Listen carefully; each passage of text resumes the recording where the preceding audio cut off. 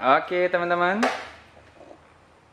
kita lanjut di video Om Tori. Pernah nggak sih kalian nemuin kasus di mana RPM mobil kalian itu nggak stabil ya? Entah di mobil matic maupun mobil manual. Khususnya manual sih, karena yang Om Tori temuin rata-rata di mobil manual. Nah, kasusnya seperti apa? Jadi ketika gas stasioner dia normal, tapi ketika digas saat mobil berjalan, gasnya itu lompat-lompat teman-teman. Dan terkadang ketika kita ngelepas gas mau ganti persneling ya, mau ganti gigi, RPM-nya nggak mau turun. Jadi cenderung mobil itu kayak ngelonyor aja gitu kan. Nah, itu biasanya penyebabnya ada di idle yang nggak stabil. Tipsnya apa? Nanti kita akan bahas. Penyebabnya dulu. Yang pertama, kalian kadang-kadang lupa ketika kalian tune up di bengkel ataupun tune up sendiri, itu kalian nggak cabut aki min. Itu penyebab utama. Dan yang kedua biasanya karena memang pembersihan dari throttle body atau ngelepas throttle body, itu sensor ngebacanya di data yang sebelumnya, data lama. Jadi membuat mobil itu tidak bisa menyesuaikan diri dengan kondisi throttle body yang udah dibersihkan.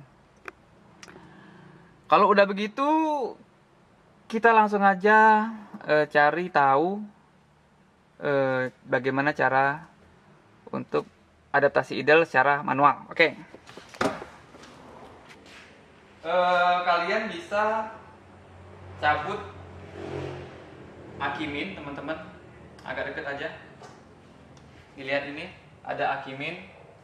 Tapi sebelum itu kalian cabut dulu kunci kontak. Usahakan kondisi mesin mobil tuh harus dingin ya, harus dingin.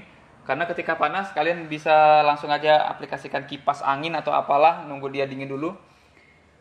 Setelah kunci kontak dicabut, semuanya kelistrikan mati. Nah, ini dicabut. Cabut sekitar 1 sampai dengan 3 menit. Kalian bisa pastikan dengan menyalakan lampu, menyalakan klakson ya, supaya listrik dalam mobil ini dipastikan benar-benar habis. Untuk lebih amannya ya sekitar 3 menitan aja. Setelah itu kunci kontak tetap di posisi off ya, dicabut ya. Nah, ini kita pasang lagi teman-teman, dipasang lagi, dikencengin lagi. Dan kita masuk ke kabin mobil.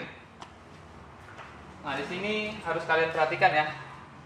Kita masuk ke kabin mobil dan perhatikan di bagian dashboard.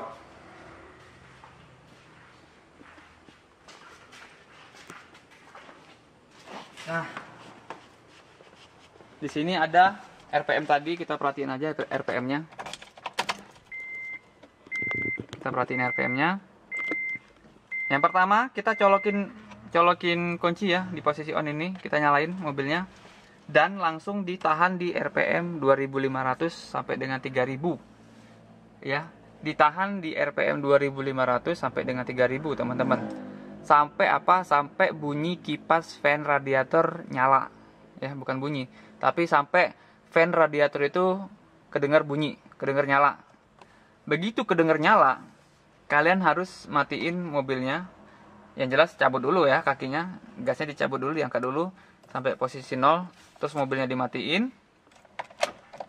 Matiin seperti ini dan dihidupkan seperti biasa.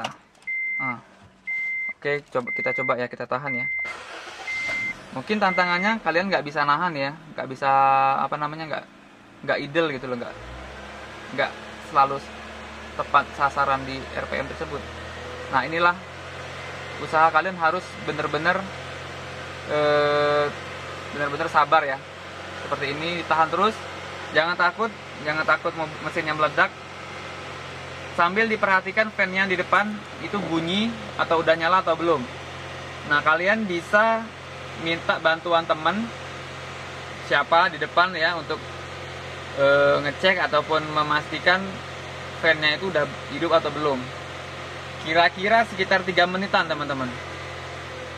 Setelah itu, nah ini anggaplah udah selesai ya. Setelah itu kalian bisa langsung lepas gas seperti ini, langsung aja dimatikan kunci dicabut, dan dinyalakan seperti biasa. Tentu kalian akan merasakan perbedaan yang udah kalian lakukan di mobil kalian ini, karena kalibrasi secara manual itu lebih gampang menurut Om Tori daripada harus repot-repot menggunakan scanner mobil. Nah, di sini kalian bisa langsung coba di jalan biasa ya, jalan umum ya. Rasain ketika kalian ganti gigi, digas ngejut, dilepas ngejut, itu rasanya gimana. Karena biasanya perbedaannya langsung terasa. Seperti itu teman-teman.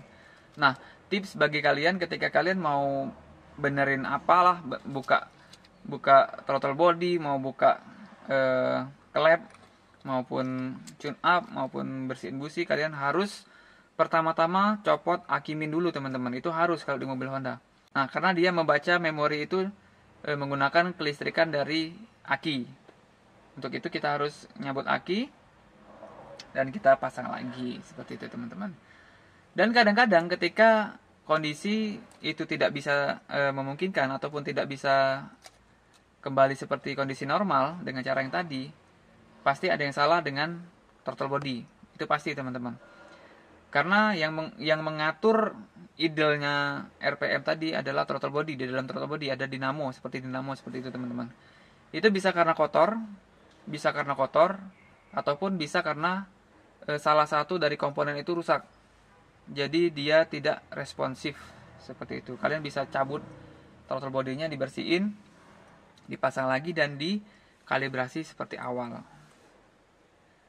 Oke, mungkin itu yang bisa Om Tori bagikan bagi kalian yang mungkin punya permasalahan yang sama ataupun punya problem yang sama. Nah, kita tadi juga bahas tentang scanner mobil teman-teman. Scanner mobil juga berpengaruh ya untuk merek-mereknya. Merek-merek itu juga nggak semuanya bisa kebaca di mobil Honda teman-teman. Tentu kita harus jeli dengan pemilihan scanner mobil. Dan di video selanjutnya Om Tori akan bahas tentang scanner mobil. Nah, scanner mobilnya seperti apa? Ada ELM 327 dan ada VDM2 dari PNT Yukandas. Nah, itu kalian bisa perbandingan sendiri aja. Dan sebetulnya Om Tori punya satu lagi dari launch, tapi lagi dibawa temen. Besok Om Tori akan review bagaimana cara menggunakan aplikasi Yukandas di mobil Brio. Oke, assalamualaikum warahmatullahi wabarakatuh.